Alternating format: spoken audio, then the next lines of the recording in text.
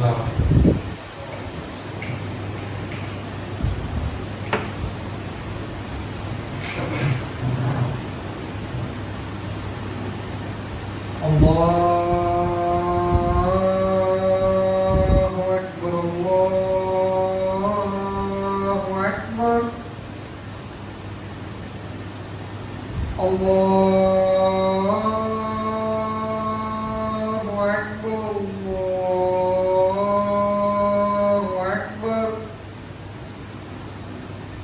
أشهد أن لا إله إلا الله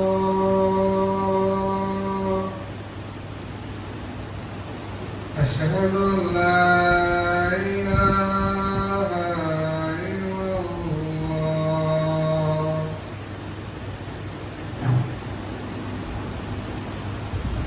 أشهد أن محمدا رسول الله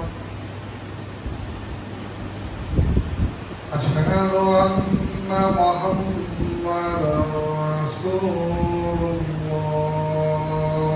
الله حي على الصلاة حي على الصلاة حي على الفلاح حي على الفلاح الله أكبر الله أكبر لا إله إلا الله.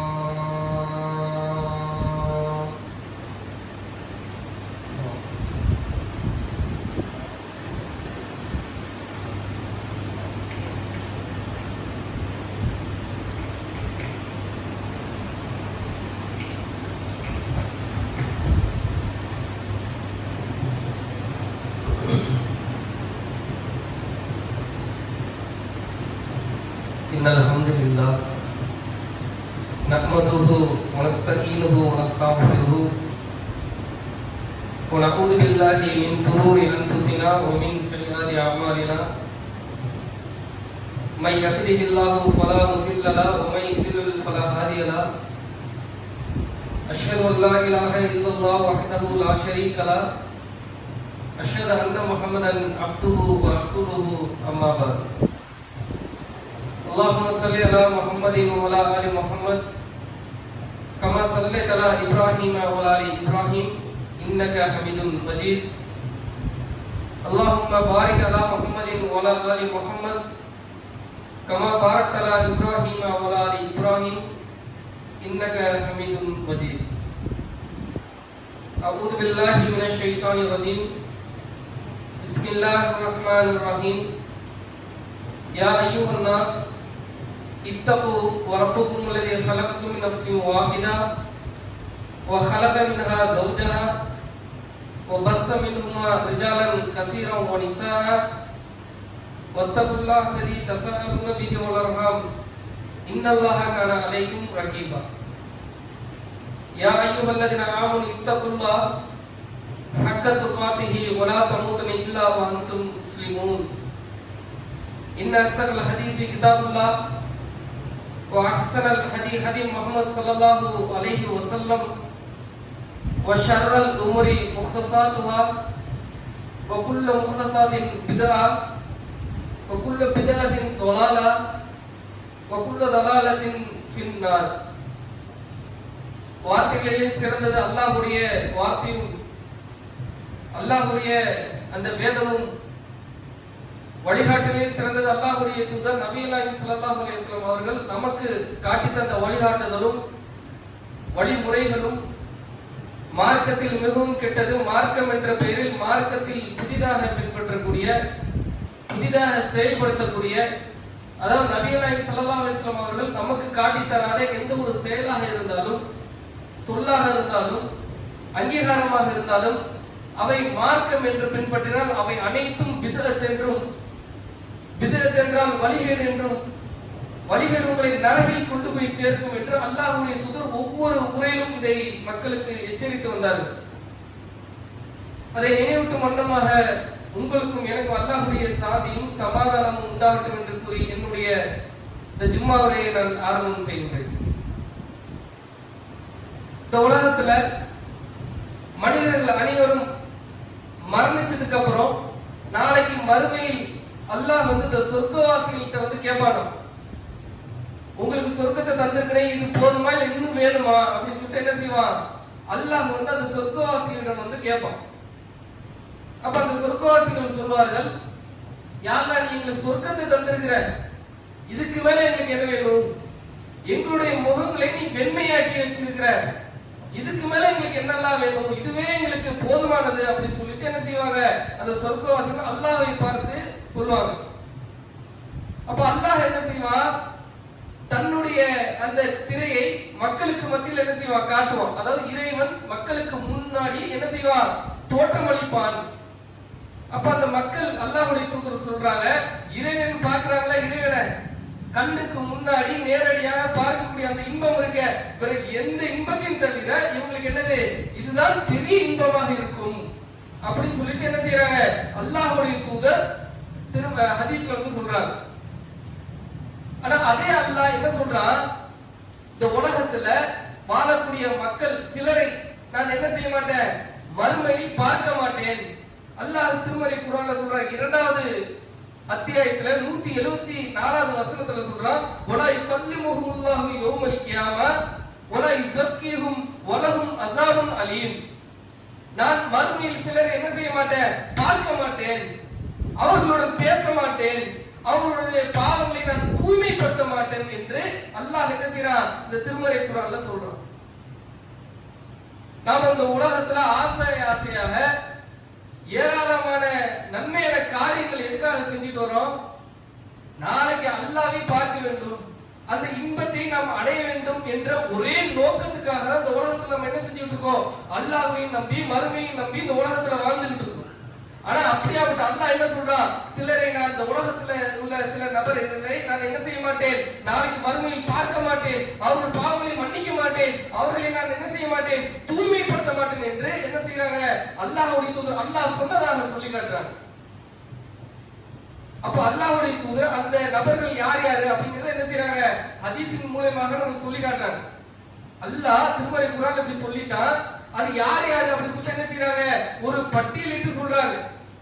அது முதல் நபர் யார் அப்படின்னு பாத்தீங்கன்னா, வேதத்தை மறைக்கக்கூடியவர்கள், அல்லாஹ்வுடைய வசனங்களை மறைக்கக்கூடியவர்கள், அல்லாஹ்வுடைய தூதர் காட்டி தந்த வழிமுறைகளை மறைக்கக்கூடியவர்கள். இவர்களை அல்லாஹ் என்ன செய்ய மாட்டார்? மறுமையில் பார்க்க மாட்டார். மார்க்கம் அறிஞர்கள், தன்னை இமாம் என்று சொல்லக்கூடியவர்கள் என்ன செய்யறாங்க? இந்த உலக ஆதாயத்துக்காக, அற்ப பொருளாதாரத்துக்காக என்ன செய்யறாங்க? மார்க்க விஷயத்தை சொல்வதற்கு என்ன செய்யறாங்க? தயங்குறாங்க. இவங்க கிட்ட கொள்கையை சொன்னா நம்ம என்ன செய்யுது? நம்ம பொருளாதாரமும் நம்ம வாழ்வாதாரமும் அடிபடுமே. இவர்களுக்கு இதுதான் மார்க்கம் சொல்லுது. அல்லாஹ்வுடைய தூதர் நபிகள் நாயகம் ஸல்லல்லாஹு அலைஹி வஸல்லம் பிறந்த தினத்தை கொண்டாடுறது கிடையாது அப்படின்னு நம்ம மக்களுக்கு மத்தியில் எப்படி சொல்றது? வரதட்சணை திருமணத்தை நடத்தி வைக்கக்கூடியவர்கள் இருக்கிறார்கள், இமாம்கள் என்று சொல்லிக் கொண்டு மார்க்கம் தெரிந்தவர்கள் என்ன செய்யறாங்க? இதை நம்ம மக்களுக்கு மத்தியில சொன்னா நம்மளுடைய வாழ்வாதாரம் அடிப்படும், பொருளாதாரம் அடிப்படும், மக்களுக்கு மத்தியில் நம்மளுக்கு கெட்ட பெயர் உண்டாகும். திடீர்னு எப்படி நம்ம கொள்கையை சொல்றது, திடீர்னு எப்படி மார்க்கத்தை எடுத்து சொல்றது சொல்லிட்டு என்ன செய்யறாங்க? மார்க்கத்தை மறைக்கக்கூடியவர்கள், வேதத்தை மறைக்கக்கூடியவர்களை நாம் கண் முன்னாடி பார்க்கதான் செய்யும். அப்ப இப்படியாப்பட்டவர்களுடைய குணம் யாருடைய குணமாக இருந்தது? ஒரு கட்டத்தில் யூதர்களுடைய குணமாக இருந்தது. அப்போ அல்லாஹ்வுடைய வேதத்தை மறைக்கக்கூடியவர்களாக இருந்தாங்க இந்த யூதர்கள். அல்லாஹ்வுக்கும் அல்லாஹ்வுடைய தூதருக்கும் இட்டு கட்டக்கூடியவர்களாக இருந்தார்கள். ஆனால் அல்லாஹ் என்ன செய்யறான்? திருமறை குர்ஆன்ல சொல்றான், நான் இவர்களை சபிக்கின்றேன். யார? இந்த யூதர்களை சபிப்பதாக அல்லாஹ் எதுக்காக சொல்றான்? இதனாலதான் அல்லாஹ்வுடைய வேதத்தை மறைக்கக்கூடியவர்களை அல்லாஹ் என்ன செய்யறார்? சபிக்கிறார். ஆனா என்ன செய்யறாங்க? தன்னை மார்க்க அறிஞர்கள் என்று சொல்லக்கூடியவர்கள், தன்னை இமாம் என்று சொல்லக்கூடியவர்கள் அல்லாஹ்வுடைய வேதத்தை மறைக்கக்கூடியதை கண்முண்டாக நாம் பார்க்கிறோம். சரி, நம்ம என்ன செய்யறோம்? கொள்கையில இருக்கிறோம். நம்ம அல்லாஹ்வுடைய வேதத்தை என்ன செய்யல? மறைக்கல. அதாவது மறைக்கல என்ன? நம்ம நேரான கொள்கையின்படிதான் வாழ்றோம். ஆனா நம்மளும் என்ன செய்யறோம்? சில நேரங்களில் அல்லாஹ்வுடைய வேதத்தை மறைக்கின்றோம். எப்படி? பிறகு வழிகாட்டாம இருக்கிற பாருங்க. சிலரு தப்பு செய்யறாங்க, அதை சுட்டி காட்டாம இருக்கிற பாருங்க. அல்லாஹ்வுடைய தூதர் இப்படி வழிகாட்டலப்பா அப்படி சொல்லாம இருக்கிற பாருங்க, அதுவுமே வேதத்தை மறைக்கிறது. ஒருத்தர் தவறான வழியில் ஈடுபடுறார், நம்முடைய நண்பர் என்ன செய்யறாரு? நம்மளுடைய வரதட்சணை திருமணத்துக்கு போறாரு, இல்லாட்டி வரதட்சணை வாங்கி திருமணம் செய்யறாரு. அப்ப அவரை நாம் சுட்டி காட்டுறோமா, தடுக்கிறோமா? தடுக்கலை என்றால் அதுவும் என்னது? அல்லாஹ்வுடைய வேதத்தை மறைப்பதுதான். ஏன்? ஒருத்தர் தப்பு செய்யறான்னு தெரியுது, ஆனா அதை நம்ம என்ன செய்யறோம்? அதை சுட்டி காட்டாமல் அவனுக்கு வழி நடத்தாமல் இருக்கிறோம் பார்த்தீங்களா? அப்ப அதுவும் என்னது? வேதத்தை மறைக்கக்கூடிய அந்த தன்மையில வரக்கூடியதாக இருக்கும். அப்ப நம்ம என்ன செய்யணும்? மார்க்கத்தை எடுத்து சொல்லக்கூடியவர்களாக இருக்கணும், தாவா பணி செய்யக்கூடியவர்களாக இருக்கணும். அது நம்ம நண்பராக இருக்கட்டும், உற்ற உறவினர்களாக இருக்கட்டும், யாராக இருந்தாலும் சரி, என்னது? நாம் மார்க்கத்தை சொல்லக்கூடியவர்களாக இருக்கணும். நம்ம கண் முன்னாடி ஒரு பொய் சொல்றானா? பொய் சொல்வது கூடாது. ஒரு விஷயத்தை மறைக்கிறானா? மறைக்கிறது கூடாது. மார்க்கத்தில் இப்படி சொல்லலப்பா அப்படின்னு நாம் சொல்லக்கூடிய நபர்களாக நாம் இருக்க வேண்டும். அப்பதான் நமக்கு என்னது? நாளைக்கு மறுமையில அல்லாஹ்வை பார்க்கக்கூடிய அந்த இன்பம் நம்மளுக்கு கிடைக்கும். அடுத்து யார் சொல்றாங்க? அல்லாஹ்வுடைய தூதர் புகாரில 2369வது ஹதீஸாக பதிவு செய்யப்பட்டிருக்கு. யார் ஒரு பொய் சத்தியம் செய்து பொய் சொல்லி வியாபாரம் செய்கின்றாரோ அவரை அல்லாஹ் என்ன செய்ய மாட்டான்? மறுமையில் பார்க்க மாட்டான், அவருடைய பாவங்களை தூய்மைப்படுத்த மாட்டான் அப்படின்னு சொல்லிட்டு என்ன செய்யறாங்க? அல்லாஹ்வுடைய தூதர் சொல்றாங்க. அப்ப வியாபாரத்தில் நம்ம என்ன செய்யக்கூடாது? பொய் சொல்லி வியாபாரம் செஞ்சிடக்கூடாது. இந்த ரியல் எஸ்டேட் போன்ற வியாபாரத்தை எடுத்துக்கிறீங்க, அதுல எந்த அளவுக்கு பொய் சொல்லுவாங்கன்னா, உதாரணத்துக்கு தாம்பரத்து ரயில்வே ஸ்டேஷன் பக்கத்துல லேண்ட் இருக்குன்னு சொல்லுவாங்க, நம்மளுக்கு கூட்டிட்டு போய் காட்டுவாங்க. ஆனா தாம்பரத்து ரயில்வே ஸ்டேஷனுக்கு அவங்க காட்டக்கூடிய இடத்துக்குமே என்னது? ஒரு 2 கிலோமீட்டர். தண்ணியே வராதுன்னு சொல்லுவாங்க. பாத்தீங்கன்னா இப்ப நம்ம எல்லாரும் கண் கூட பார்த்தோம், பள்ளிக்கரணை வேளச்சேரி போன்ற இடத்துல எவ்வளவு தண்ணி தேங்கி கிடக்கு. என்ன சொல்லி அவங்க அபார்ட்மெண்ட் பிளாட் எல்லாம் வித்திருப்பாங்க, இங்க தண்ணியே வராது, இந்த இடத்துல என்னது? எந்த ஒரு பிரச்சனையும் கிடையாது அப்படி பொய் சொல்லி விற்கக்கூடியவர்களை நாம் பார்க்கிறோம். இந்த வக்கீல் போன்ற வியாபாரத்தை எடுத்துக்கோங்க. வக்கீல்கள் என்னது? பொய் சத்தியம் செய்து ஒரு பொய் சாட்சி உருவாக்குறதுக்கு என்ன செய்வாங்க? காசு கொடுத்து ஒரு பொய் சாட்சிக்குனே ஒருத்தர் உருவாக்குவாங்க, ஒருத்தர் கொண்டு வருவாங்க. பொய் சொல்லி வியாபாரம் செய்தது அல்லாஹ்வுடைய தூதர் என்ன செய்யறாங்க? அல்லாஹ் நாளைக்கு மறுமையில் பார்க்க மாட்டான், பேச மாட்டான்னு சொல்றாங்க. ஆனா நம்மளுடைய இஸ்லாமிய சமுதாயத்தில் பொய் சொல்லி வியாபாரம் செய்யறதை நம்ம என்ன செய்யறோம்? கண்கூடாக பார்க்கிறோம். இந்த ஆன்லைன் வியாபாரத்தில் எடுத்துக்கோங்க.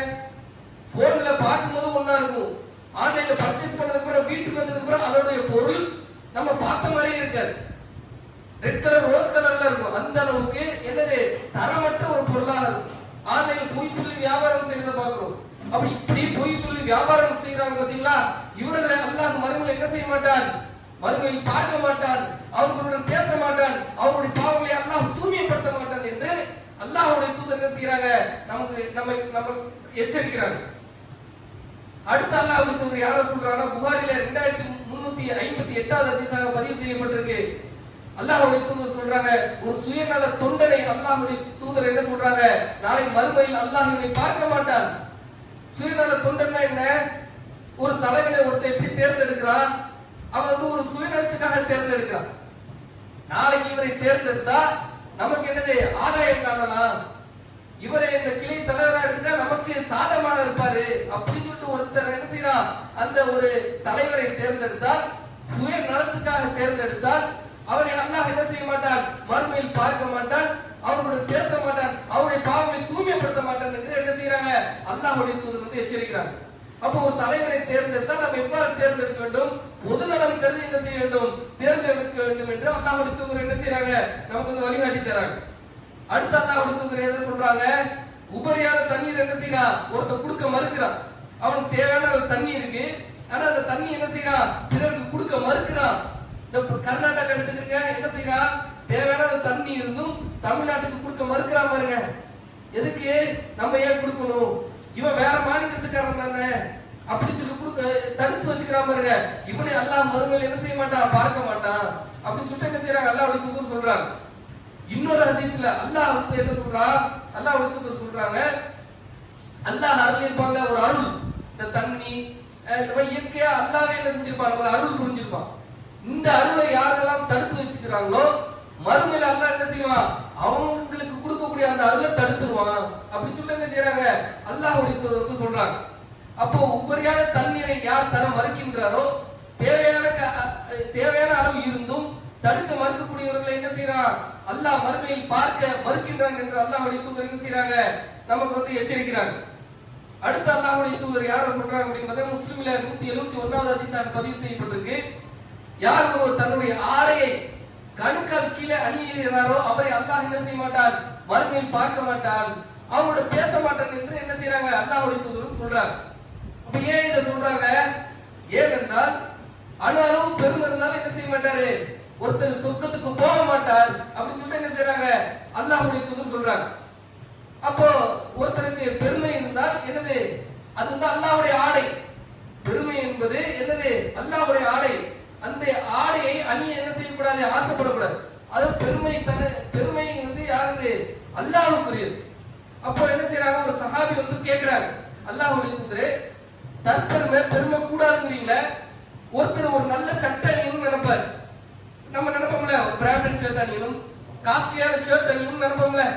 அந்த மாதிரி ஒருத்தர் என்ன செய்யறாரு, அல்லாஹ்வுடைய தூதர்கிட்ட வந்து கேட்கிறாங்க, அல்லாஹ்வின் தூதரே ஒருத்தர் என்ன செய்யறாரு, நல்ல சட்டை அணியணும்னு நினைக்கிறாரு, அது பெருமையா இருக்கும், பெருமையில வருமானு கேட்கிறாரு.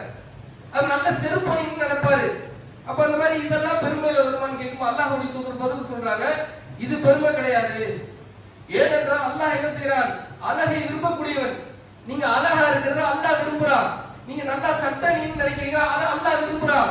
நல்ல செருப்பு அணியணும்னு நினைக்கிறீங்க, அதை அல்லாஹ் விரும்புறான். தற்பெருமை என்பது என்னவென்றால், யார் ஒரு ஆணவத்தோடு இருக்கின்றாரோ, எனக்கு தான் எல்லாம் தெரியும் அப்படின்னு ஒரு ஆணவத்தோடு இருக்கிறாங்க, இது என்னது, தற்பெருமை அப்படிங்கிறாங்க. அடுத்து சொல்றாங்க, யார் ஒரு உண்மையை மறுக்கிறாரோ, இப்ப நம்ம ஆரம்பத்தில் சொன்ன வேதத்தை மறுக்கக்கூடியவர்கள், உண்மையை மறுத்து பொய்களை மக்களுக்கு மத்தியில் சொல்வது, அந்த மாதிரி இதுதான் என்னது, தற்பெருமை அப்படிங்கிறாங்க. அடுத்து அல்லாஹ்வுடைய தூதர் சொல்றாங்க, ஒருத்தர் கேவலமா நினைக்கிறது. நம்ம பக்கத்துல ஒருத்தர் இருப்பாரு, அவருடைய ஆடையை பார்த்து கேவலமாக நினைப்பது, அவருடைய தோட்டத்தை பார்த்து கேவலமாக நினைப்பது, அவருடைய வசதி பொருளாதாரத்தை பார்த்து கேவலமாக நினைப்பது, இதுவெல்லாம் என்னது, ஒருவருக்கு பெருமைக்குள்ள அடங்கும் அப்படின்னு சொல்லிட்டு என்ன செய்யறாங்க, அல்லாஹ்வுடைய தூதர் வந்து எச்சரிக்கிறாங்க. அப்போ ஒருவர் பெருமையாக ஆடை அணிகிறாரு, தரையில் இழுத்துட்டு போற கரண்டைக்கெல்லாம் ஆடை அணிகிறாரு. அந்த காலத்துல எப்படி ஆடை இருந்துச்சுன்னா, தன்னுடைய கரண்டைக்கால் கீழே அணிவது வந்து ஒரு பெருமையாக இருந்துச்சு. இப்படி பெருமையா அணிஞ்சுக்கிட்டு போறாங்க பாத்தீங்களா, இவர்களை அல்லாஹ் என்ன செய்ய மாட்டான், மறுமையில் பார்க்க மாட்டான், பேச மாட்டான், அவருடைய பாவங்களை தூய்மைப்படுத்த மாட்டான் என்று அல்லாஹ்வுடைய தூதர் என்ன செய்யறாங்க, எச்சரிக்கிறாங்க.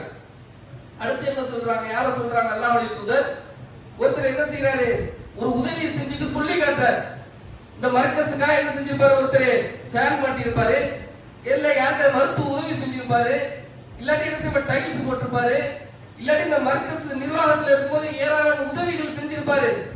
நாளைக்கு அவருக்கு நடவடிக்கை எடுத்து இந்த ஜமாத்தை விட்டு தூக்குனதுக்கு அப்புறம் என்ன சொல்லிடுவாரு, இந்த மர்கஸை என்னாலதான் உருவானுச்சு, இந்த ஃபேனை மாட்டினது யாரு, இந்த மர்கஸ் உருவாக்குனது யாரு, இவருக்கு மருத்துவ உதவி செஞ்சது யாரு, இன்னைக்கு இவர் உயிரோட இருக்கிறாங்க, இதுக்கு நான் தான் காரணம் சொல்லிட்டு அல்லாஹ்வுக்காக செஞ்ச ஒரு செயலை அவர் சொல்லி காட்டக்கூடியவராக இருந்தால் நாளைக்கு மறுமையில் என்ன செய்ய மாட்டார், அவரு அல்லாஹ்வை பார்க்கக்கூடிய அந்த இது பாக்கியம் இல்லாம போய்வார். நாளைக்கு மறுமையில் என்ன செய்ய முடியாது, அல்லாஹ் பார்க்கிறது மட்டும் இல்ல, அல்லாஹ் அவரை மன்னிக்க மாட்டார், அல்லாஹ் என்ன செய்ய மாட்டார், அவருடைய பாவங்களை தூய்மைப்படுத்த மாட்டார் என்று அல்லாஹ்வுடைய தூதர் என்ன செய்யறாங்க, எச்சரிக்கிறாங்க. அப்போ ஒரு விஷயத்தை நம்ம அல்லாஹ்வுக்காக செஞ்சு நம்ம என்ன செஞ்சிட கூடாது, ஒரு காலமும் நம்ம என்ன செஞ்சிட கூடாது, எந்த ஒரு சூழ்நிலைகள் ஏற்பட்டாலும் அதை சொல்லி காட்டிடவே கூடாது.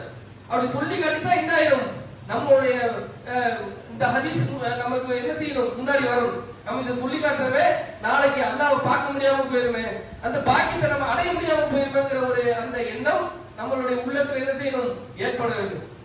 அடுத்து அல்லாஹ்வுடைய தூதர் யார சொல்றாங்க அப்படின்னு பாத்தீங்கன்னா, விபச்சாரம் செய்யக்கூடிய ஒரு முதியவர் அப்படின்னு சொல்லிட்டு என்ன செய்யறாங்க, அல்லாஹ்வுடைய தூதர் சொல்றாங்க. ஏன் விபச்சாரம் செய்யக்கூடியவங்க சொல்லிடலாம்ல? ஏன் அல்லாஹ்வுடைய தூதர் விபச்சாரம் செய்யக்கூடிய முதியவர்னு ஸ்பெஷலிஸ்டா அந்த இது பதிவிட்டு சொல்றாங்க? ஏன்னா ஒரு இளைஞனுக்கும் முதியவனுக்கும் இந்த விஷயத்துல என்னது ஏராளமான வித்தியாசங்கள் இருக்கு. அவனோட மரபணுக்கள் இந்த மாதிரி ஏராளமான வித்தியாசங்கள் இருக்கும். ஹார்மோன்ஸோட இது வித்தியாசம் வரும். அப்போ ஒரு முதியவன் என்ன செய்யறான்? விபச்சாரம் செய்தால் அவனை அல்லாஹ் என்ன செய்ய மாட்டான், பார்க்க மாட்டான் என்று என்ன செய்யறாங்க அல்லாஹ்வுடைய தூதர் சொல்றாங்க. அது மட்டும் இல்லாம இன்னொரு ஹதீஸ்ல சொல்றாங்க, யார் ஒரு விபச்சாரம் புரிகின்றாரோ அவர் இஸ்லாத்தை விட்டு வெளியே போயிறார், இந்த மார்க்கத்தை விட்டு வெளியே போயிறார். அப்படின்னா என்னது? அவர் இஸ்லாத்தை ஏத்துக்கல, மார்க்கத்தை விட்டு வெளியே போயிட்டாரு, அல்லாஹ்க்கு இணை வைத்து விட்டார் என்றுதான் என்னது அர்த்தம். அப்போ ஒருத்தர் அல்லாஹ்க்கு இணை வைத்து விட்டார் என்னது? அவர் நிரந்தர நரகவாதி அப்படின்னு சொல்லிட்டு என்ன செய்யறாங்க அல்லாஹ்வுடைய தூதர் சொல்றாங்க. அப்போ ஒருத்தர் விபச்சாரம் புரிஞ்சிட்டா அவர் என்னது மார்க்கத்தை விட்டு வெளியே போயிடுறாரு. அது மட்டும் இல்லாம அவர் நிரந்தர நரகவாதி ஆகிறாரு. அது மட்டும் இல்லாம என்னது நாளைக்கு மறுமையில் அல்லாஹ்வை பார்க்கக்கூடிய அந்த வாய்ப்பும் அவருக்கு கிடைக்காமல் போயிடும். அப்போ ஒரு முதியவர் என்ன செஞ்சிடக்கூடாது, நான் அல்லாஹ்வை பார்க்க வேண்டும் என்ற எண்ணம் இருந்தால் விபச்சாரத்தில் என்ன செஞ்சிடக்கூடாது, ஈடுபட்டக்கூடாது. அவர் ஈடுபட்டு விட்டால் நிரந்தர நரகவாதியாக ஆகிவிடுவார். அடுத்த அல்லாஹ்வுடைய தூதர் யார சொல்லி காட்டுறாங்க அப்படின்னு பாத்தீங்கன்னா, பொய் சொல்லும் ஒரு அரசனை பத்தி என்ன செய்யறாங்க சொல்றாங்க. ஒரு அரசன் என்ன செய்யறான், அரசன் தலைவன் என்ன செய்யறான், பொய் சொல்லி ஒரு ஆட்சியை பிடிக்கிறான். ஆட்சிக்கு வந்து பொய் சொல்றான், உங்களுக்கு அதை பண்ணிடுறேன் இதை பண்ணிடுறேன், உங்களோட அக்கௌண்ட்ல இவ்வளவு பணத்தை போட்டுறேன், இப்படி என்ன செய்யறான் தன்னுடைய ஆட்சியை பாதுகாக்க வேண்டும் என்பதற்காக என்ன செய்யறான் பொய் சொல்றான். அப்படின்னா அவன் அல்லாஹ் என்ன செய்ய மாட்டான், மறுமையில் பார்க்க மாட்டான், அவரோட பேச மாட்டான், அவர்களை தூய்மைப்படுத்த மாட்டான் என்று என்ன செய்யறாங்க அல்லாஹ்வுடைய தூதர் வந்து எச்சரிக்கிறாங்க.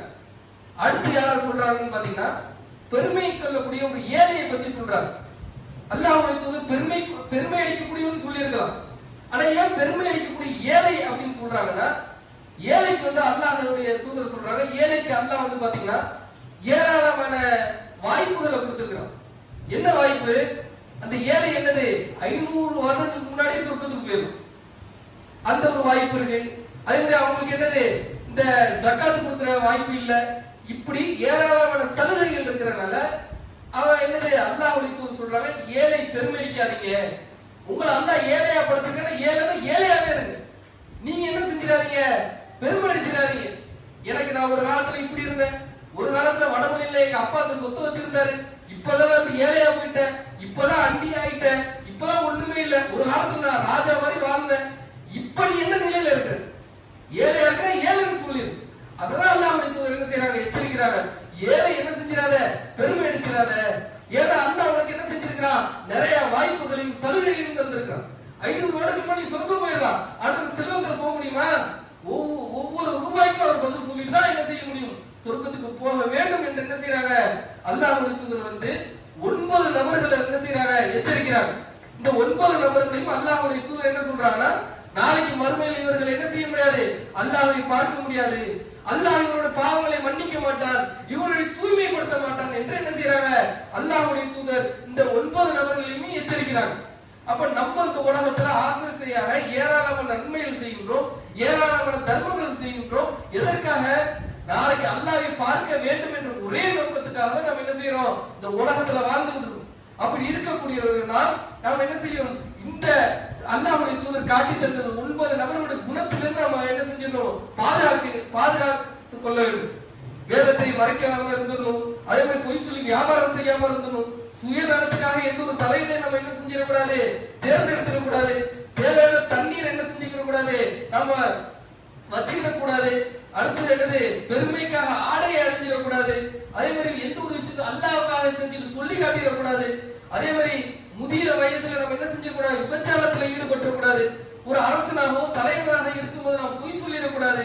அடுத்து ஏழையாக இருக்கும்போது நாம் பெருமை அடிச்சிட கூடாது என்று என்ன செய்யறாங்க அல்லாஹ்வுடைய தூதர் எச்சரிக்கிறாங்க.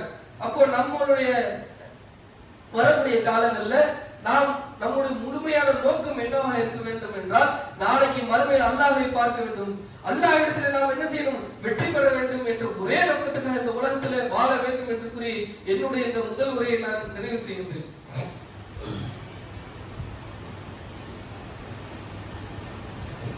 அல்ஹம்துலில்லாஹ். உலகை படைத்து பராமரிக்கக்கூடிய அல்லாஹ் ஒருவனுக்கு போல அனைத்தும் என்று கூறிய என்னுடைய இந்த 2ஆம் முறையை நான் ஆரம்பம் செய்கிறேன். இந்த உலகத்துல முஸ்லிம் மக்கள் என்ன செய்வோம்? மார்க்கத்தை தெரிஞ்சுக்கிறதுக்காக குர்ஆனை படிக்கிறோம், ஹதீஸை படிக்கிறோம். ஆனா மாற்று மத சகோதரர்கள் என்ன செய்வாங்க? அது குர்ஆனை படிப்பாங்களா? இந்த முஸ்லிம் மக்கள் எப்படி இருக்கிறாங்கிறத பார்ப்பாங்க. குர்ஆனை எப்படி அவங்க பார்ப்பாங்க? இந்த முஸ்லிம் மக்கள் இப்படி இருக்கிறாங்களே, அப்ப இதுதான் குர்ஆன் சொல்லி இருக்குது, அப்ப இதுதான் என்னது ஹதீஸ் சொல்லி இருக்குது, இதுதான் எங்களுடைய மார்க்கம் போதிக்கிறது அப்படின்னு சொல்லிட்டு என்ன செய்வாங்க? நம்மள பார்ப்பாங்க. அப்ப இதுல என்னது? பிறர் நலம் நாடுவது இஸ்லாம் தான் என்னது? பிறர் நலம் நாடுவது. அப்ப இத இஸ்லாம் போதிக்குது. அல்லாஹ்வும் அல்லாஹ்வுடைய தூதர் சொல்லி தந்ததை நம்ம என்ன செய்யறோம்? நம்ம செய்யறோம். அப்ப நம்ம எல்லாருக்குமே தெரியும், இந்த மிக்ஜாம் சொல்லக்கூடிய இந்த புயல் என்ன செஞ்சிச்சு? இந்த ஒரு வார காலமாக மக்களை ரொம்ப பாதிப்புக்கு உள்ளாக்கிடுச்சு. ஏன்னா இப்போ வரைக்கும் என்னது? இந்த பள்ளிக்கரணை போன்ற வேலைச்சேரி போன்ற இடங்கள் எல்லாம் தண்ணி வடியாம இருக்கு. ஆனா நம்ம என்ன செய்யறோம்? நம்ம இந்த இஸ்லாமியர்கள் பெரும்பாலும் ஜமாத்துல சேர்ந்தவர்கள், தபூ ஜமாத் மற்ற ஜமாத்தார்கள் தான் என்ன செய்யறாங்க? அந்த மக்களுக்கு ஏராளமான உதவிகளை செய்யறதை நம்ம பார்க்கணும். அதுவும் தமிழ்நாடு தபூ ஜமாத் சார்பாக எல்லா இடத்துலயுமே என்ன செய்யறாங்க? தொண்டர்கள் அந்த இடுப்பளவு தண்ணில நின்று மக்களுக்கு உணவு வழங்குறத பாக்குறோம், மக்களுக்கு மருந்து கொடுக்கறத பாக்குறோம், மக்களுக்கு அடிப்படை வசதி இல்லாதவர்களுக்கு உதவி செய்யறதை நம்ம என்ன செய்யறோம்? பாக்குறோம். அப்ப இது நீடிச்சுக்கிட்டே இருக்கு. அப்ப இதை இன்னும் நம்ம செய்யறதுக்கு என்னது? நம்மளுக்கு பொருளாதாரம் தேவையாக இருப்பதுனால் இந்த வாரம் ஜும்மா ஹவுஸ்ல என்ன செய்யறாங்க? தமிழ்நாடு தபூ ஜமாத் அந்த யார் யாருக்கெல்லாம் அடிப்படை வசதி இல்லையோ, யார் யாரெல்லாம் இன்னும் மின்சாரம் இல்லாம இருக்கிறாங்களோ, இன்னும் யாரெல்லாம் உணவு கிடைக்காமல் இருக்கிறார்களோ, அவர்களுக்கு இந்த பொருளாதாரத்தை பயன்படுத்தி அவர்களுக்கு உதவி செய்வதாக என்ன செஞ்சிருக்காங்க? முடிவு செஞ்சிருக்கிறாங்க. அப்ப இன்ஷா அல்லாஹ் என்ன செய்யலாம்? நம்மளுடைய இந்த பொருளாதாரத்தை அல்லாஹ்வுக்காக நம்ம நினைப்போம்ல, வீடியோ பார்த்திருப்போம், ஏராளமான ரீல்ஸ் பார்த்திருப்போம், ஐயோ நம்ம பொருளாதாரத்தை இவங்களுக்கு உதவி செஞ்சிருக்கலாமே தோணி இருக்கும். அப்படி எண்ணம் உள்ளவர்கள் என்ன செய்யுங்க? இந்த கிளை நிர்வாகத்துல என்ன செய்யுங்க? உங்களோட பொருளாதாரத்தை வாரி வழங்குங்க. அவங்க என்ன செய்வாங்க? அந்த பாதிக்கப்பட்ட மக்களுக்கு உதவி செய்வாங்க. அப்ப இது என்ன செய்யும்? மறுமையில ஒரு நன்மையாக சதகத்துல் ஜாரியான்னு சொல்லக்கூடிய இந்த நன்மையாக நிற்கும். அப்ப இந்த நன்மை என்னது? நம்ம மறுமை நாள் வரைக்கும் இதோடைய நன்மை நம்மளுக்கு வந்துகிட்டே இருக்கும். சொல்லுவாங்கல்ல, ஏழையும் சிறுபில் நீங்க என்ன செய்யலாம்? இறைவனை பார்க்கலாம் சொல்லுவாங்கல்ல. அப்ப நம்மளுடைய மார்க்கம் என்ன சொல்லுது? நாளைக்கு அல்லாஹ் மறுமையில நம்ம மரணிச்சிருக்க போறோம். அல்லாஹ் நம்ம கிட்ட கேட்பானோ, நான் உங்ககிட்ட யாசகம் கேட்டேன்ப்பா, நீ ஏன் தர மறுத்துட்டேன்னு கேட்பாங்க. அப்ப நம்ம சொல்லுவோமா, யா அல்லாஹ் நீ இந்த உலகத்தை படைச்ச ரப்பு, நீ ஏன்கிட்ட யாசகம் கேட்டிருந்தியா, நீ ஏன்கிட்ட உதவி கேட்டு வந்தியா அப்படின்னு கேட்கும்போது, நான் அந்த மனித உருவத்தில் வந்தேன், நான் இன்னாராக வந்தேன், உன்கிட்ட உதவி கேட்டேன், ஆனா நீ செய்ய மறுத்துட்ட அப்படின்னு சொல்லிட்டு என்ன செய்வானாம்? அல்லாஹ் அந்த இடத்துல நம்மளை குற்றம் முடிப்பான். அப்போ இந்த இருக்கக்கூடிய நம்ம பாதிக்கப்பட்ட மக்களுக்கு நம்ம தான் என்ன செய்யணும்? நம்ம உதவி செய்யக்கூடியவர்களாக இருக்கணும். நம்ம என்ன செய்யணும்? நமக்கு மக்கள் பத்தியில மாற்று மத சகோதரர்களுக்கு இதுதான் எங்களுக்கு இஸ்லாம் எங்களுக்கு கற்றுத்தருகிறது, பிறர் நலம் நாடுவதுதான் இஸ்லாம் என்ற இந்த கருத்தை நாம் என்ன செய்யணும்? விதைக்கக்கூடியவர்களாக இருக்க வேண்டும். உங்களுடைய பொருளாதாரத்தை அதிகமாக என்ன செய்யுங்க? இந்த மக்களுக்கு உதவி செய்யுங்க. இன்ஷா அல்லாஹ் அல்லாஹ் நம் அனைவருக்கும் இதற்கான நன்மையை தந்து அருள் புரிவானாக. அல்லாஹ் நம் அனைவருக்கும் இவ்வுலகிலும் அருமையிலும் வெற்றி தந்து அல்லாஹ்வை பார்க்கக்கூடிய அந்த பாக்கியத்தை நாம் அனைவருக்கும் தந்து அருள் புரிவானாக. அல்லாஹ் தஆலா நம் அனைவருக்கும் ஜன்னத்துல் ஃபிர்தௌஸ் சொல்லக்கூடிய அந்த உயர்ந்த சொர்க்கத்தை தந்து அருள் புரிவானாக என்று அல்லாஹ்விடத்திலே பிரார்த்தனை செய்ததாக என்னுடைய ஜும்மா உரையை நிறைவு செய்கின்றேன். வாஹிதான அல்ஹம்துலில்லாஹி ரப்பில் ஆலமீன். அஸ்ஸலாமு அலைக்கும் வரஹ்மத்துல்லாஹி வபரகாத்துஹு.